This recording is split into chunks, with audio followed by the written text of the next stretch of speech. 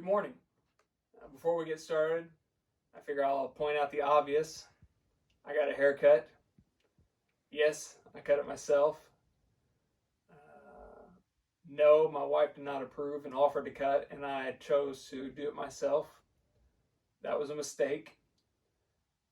And also, just a side note for everybody out there, beard trimmers are not designed to cut your hair. Point taken. So, that said, let's get started. This morning we're going to talk about Peter. Peter's my favorite disciple. Of all the disciples, I've always loved Peter. I love Peter because of all the guys out there, he reminds me the most of us. He reminds me of me. Somebody that is willing to boldly proclaim who Jesus is at one moment, boldly step out of a boat onto water one moment. The next moment he's turning his back on him. He's doing what he shouldn't do. That's us. We know what we should do. We know who we should be. We know where we should go. We know what life should be about, but we choose for whatever reason to go the wrong way, to do the wrong thing. And that's Peter's life in a nutshell. Now we'll be talking about the end game of Peter a little later, but I figure we should start at the beginning. Matthew chapter 4 is the first time we hear of Peter, Jesus' disciple, and it's the calling of Peter. You see, Peter was originally born in a town called Bethsaida. After living in Bethsaida, he got married and had kids, and he moved into Capernaum, where he lived with his mother-in-law. He was a fisherman by trade, a well-known fisherman, a good fisherman, and he had a business with his brother Andrew. Andrew had started following a man named John the Baptist and hearing his teachings and hearing his dealings with God and what we should do with our lives. And it made an impact on Andrew. And in turn, it had an impact on Peter. And then entered Jesus into the picture. Andrew and Peter were followers of Jesus. In Matthew chapter 4, we find the calling of these guys. They're out fishing. They're mending their nets. They're taking care of their trade. And Jesus comes up to them and says, "Follow me, and I'll make you fishers of men." Leave everything you know behind. Leave your life here in Capernaum behind. Leave the Sea of Galilee. Leave all this stuff around you that you know and you love, and come follow me. And they did. And from that day forward, Peter was one of the closest with Jesus. At the same time period, two brothers named James and John were called, the sons of Zebedee. They started following Jesus as well, and along with Peter, they were the inner circle, the closest to Jesus. And Peter, we learned throughout the scriptures, had a whole lot of questions for Jesus and had a lot of dealings with Jesus. He was there for all the miracles and all the teachings and the big things. One day Jesus was in a boat and he was asleep. The disciples were scared. They woke him up and he calmed the storm. Another time the disciples were in a boat away from Jesus and they see Jesus walking out. The same guy that they had seen calm the storm, they see Jesus walking towards them. And they're scared because they think it's a ghost, and they holler out, "Stay away, we're scared, we're worried." And Jesus said, "It's me, don't worry, don't be afraid." And Peter said, "Lord, if it's you, tell me to come out to you." And Peter gets out of the boat and walks on water towards Jesus. That takes great faith to get out of a boat. Peter was a man of great faith. Many times Peter showed his strength and his knowledge and understanding of who Jesus was. He wasn't a biblically trained man. He wasn't a scholar. He was an everyday guy. But he understood what needed to be done. And in Matthew chapter 16, Jesus is on the shores of the Sea of Caesarea Philippi at the Jordan River. He's at the headwaters. And he's with his disciples and he says, "Who do people say that I am?" And they replied, some say you're a crazy guy, some say you're a lunatic, some say you're John the Baptist, some say you're Moses, some say you're Elijah, some say you're this, some say you're that. And then finally Jesus said, but who do you? Who do you, my disciples? Who do you say that I am? And tells us that Peter spoke up and he said, you are the Christ, the Son of the living God. What a bold statement. Peter knew who it was. But I want to turn to Matthew chapter 16 real quick before we get to our passage in John. Because Jesus' responses to Peter is something that I want us to focus on. And remember this for later on. Verse 15 of chapter 16, it says, he said to them, but who do you say that I am? And Simon Peter replied, you are the Christ, the Son of the living God. And Jesus answered him, blessed are you, Simon Bar-Jonah, or in other words, Simon, son of John. For flesh and blood has not revealed this to you, but my Father who is in heaven. And I tell you, you are Peter, and on this rock I will build my church, and the gates of hell shall not prevail against it. I will give you the keys of the kingdom of heaven, and whatever you bind on earth shall be bound in heaven, and whatever you loose on earth shall be loosed in heaven. Then he strictly charged the disciples to tell no one that he was the Christ. Blessed are you, son of John, for my Father revealed this to you. So, at this moment, Jesus is setting Peter up as a special disciple, somebody of great importance in the inner circle. That the statement, the comment of faith that Peter proclaimed was the building blocks of what the church would be founded on. That Jesus is the Christ, the Son of the living God. I'm sure the other disciples had to look at Peter and think, man, why didn't I come up with that answer? But the reason for that is in Jesus' own words. It was revealed to him by the Father. God had a special purpose for Peter. Jesus called him on the shores of the Galilee. He called him and said, come follow me. God placed a calling on him here and gave him the words to say and what he needed to know. Because that's what God called him to do. To be the building block, to be the foundation, to be the one to go forth and to proclaim. You know, the next chapter over is the Transfiguration. Jesus is up on the mountain with Peter and James and John, and the Transfiguration happens. And time again we see the stories of Jesus, and Peter is right there with him, a part of it all. Then we come to the Last Supper. We talked about this a couple weeks ago. Jesus is with his disciples, and he's instituting the Last Supper, the Lord's Supper, communion, and the washing of the feet. But while he's up there, he tells the disciples something interesting. He tells them that, you guys are all going to scatter. You're going to turn your backs on me. You're going to leave me. And Peter boldly proclaims, I'll never leave you. I promise I'll never turn my back on you. And Jesus tells him that, you're going to do it. You're going to deny me. Peter boldly, never. He knew who he was. He knew what he was supposed to do.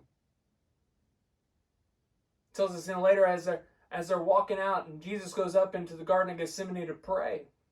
And he comes down, and the guards have come to arrest Jesus. Peter reaches out and grabs a sword and cuts a soldier's ear off. He's willing to die on that mountain, to die on that hill alongside Jesus for the name of Jesus, to protect him. And Jesus picked the ear up and put it back on and said, we're not here to fight. Jesus is arrested and put on trial.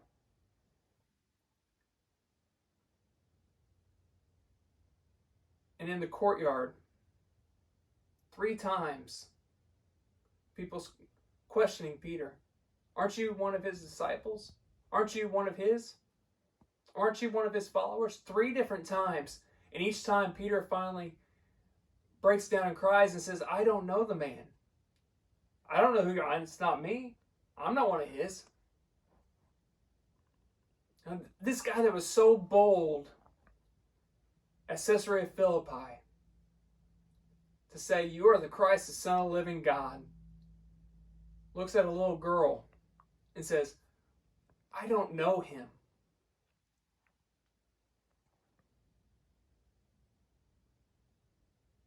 Jesus had told him he'd deny him 3 times before the rooster even crowed. And it tells us in the scriptures there that at the crow of the rooster, Peter had failed to acknowledge who Jesus was. At the crow of the rooster, Jesus denied him 3 times. Peter denied him. And that's us. That's who we are.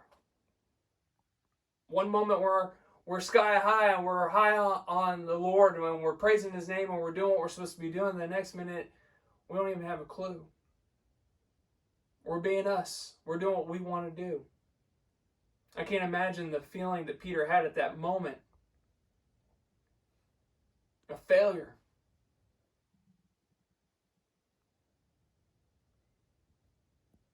We've all been there.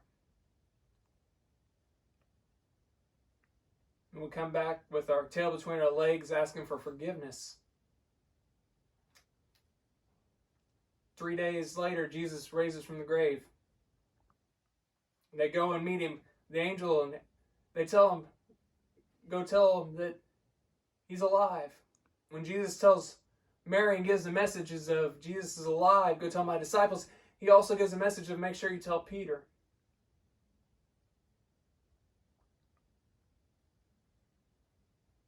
And then we get to John chapter 21. All of that to build up to where we're at today. Jesus is back on the shore of the Sea of Galilee. And he appears to 7 disciples in John chapter 21. The guys were out fishing. It's what they do. That's what they know. It's their job. And they'd been out all night and hadn't caught anything. In verse 6 of chapter 21, he says this. He said to them, cast the net on the right side of the boat, and you will find some fish. So they cast it out, and now they're not able to haul it in because of the quantity of the fish. And the disciple whom Jesus loved, therefore, said to Peter, it is the Lord. When Simon Peter heard that it was the Lord, he put on his outer garment, for he was stripped for work, and threw himself into the sea. The other disciples came in a boat, dragging the net full of fish, for they are not far from the land, but about 100 yards off. When they got on land, they saw a charcoal fire in place, with fish laid out on it, and bread. Jesus said to them, bring some of the fish that you have just caught. So Simon Peter went aboard and hauled the net ashore full of large fish, 153 of them. And although there were so many, the net was not torn. And Jesus said, come and have breakfast.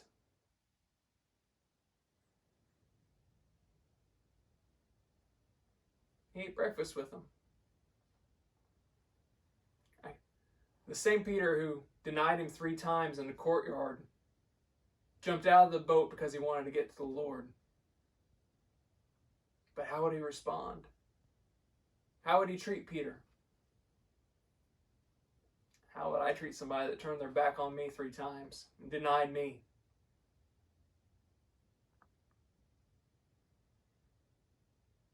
I'd probably be done with them. And so would you.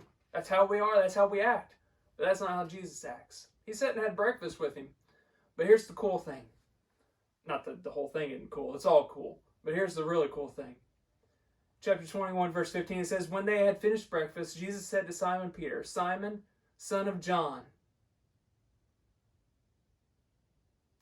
Remember another time that Jesus called him Simon, son of John? Do you love me more than these? He said to him, yes, Lord, you know that I love you. And he said to him, feed my lambs. He said to him a second time, Simon, son of John, do you love me?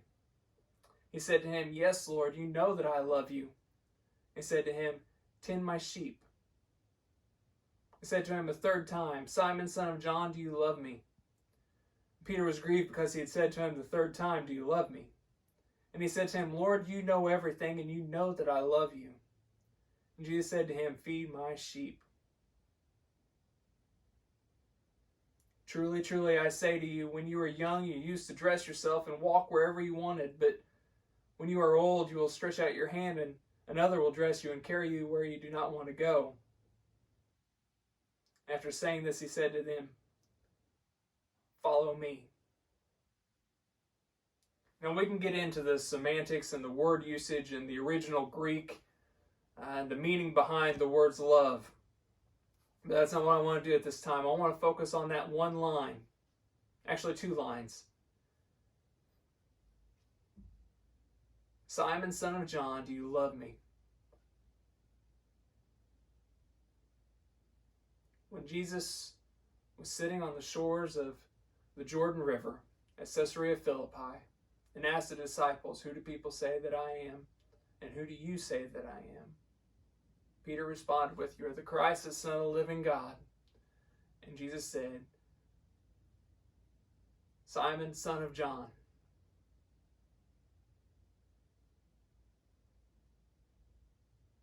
When Jesus looked at Peter, and Peter made that great confession, he called him the Son of John. After Peter had denied who Christ even was 3 times, Jesus looked at him and said, "Simon, son of John." You see, I love that aspect of this, and I think it's often overlooked. That when Peter was at his proudest moment, when Peter had made his boldest proclamation, Jesus viewed him as the Son of John. And when Peter had his defeating moment, his most low of low moment of his life, the darkest moment he could have of denying Christ, when he stood before Jesus again, Jesus looked at him as the Son of John.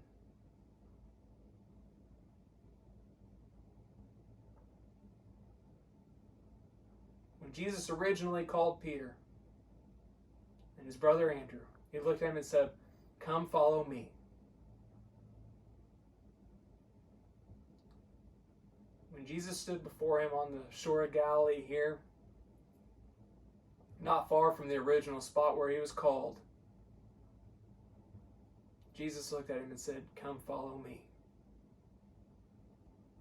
You see, it didn't matter what Peter did, because Jesus looked at Peter the same way he did when he originally called him. He looked at him the same way he did when he made the great proclamation of who Christ was. And he looked at him the same way after he came back and said, "I love you."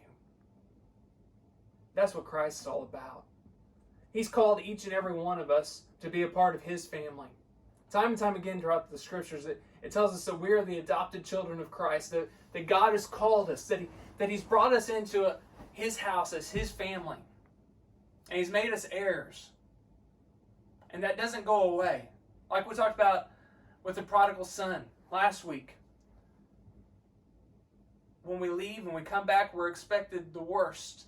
But the love of God covers up a multitude of sins. It tells us that he's called us all for a purpose, according to his purpose. And he loves us the moment we accept him, the moment we mess up, the moment we leave him, the moment we fail, all the things in between. He loves us regardless. But he wants us to come back. And he wants us to understand who we are in him. That we're changed and we're different. And we're set apart, called for a ministry, called for a life with him. It doesn't matter where you're at in your journey of Christianity, of being a part of the family of God. It doesn't matter if today is the first day you've ever heard about the love of God. It doesn't matter if it's the 100th day you've ever heard about the love of God. And it doesn't matter how much wrong you've done or how much good you've done. God loves you regardless. And he's calling out to you the same way he's called out to Peter time and time again. Come follow me. I see you for who you are. Not what you've done. I see you as my child. And I'm going to treat you like my child. The thing is, he's asking us the same question that he asked Peter here in John chapter 21. do you love me? It tells us in scriptures that there's no greater love than to lay down your life for your friends.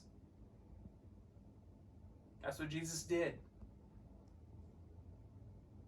He laid down his life for his friends, for his family, for his brothers, for his sisters, for his kids, for us. Because he loves us. And he's asked in return, we lay down our life for him. That we give our lives over to him. When we forget about the things of this world and we focus on what we need to focus on, not the world issues, not the fears, not the anxieties, not the stresses, not the glorious moments of money and riches and fame and fortune, but on him.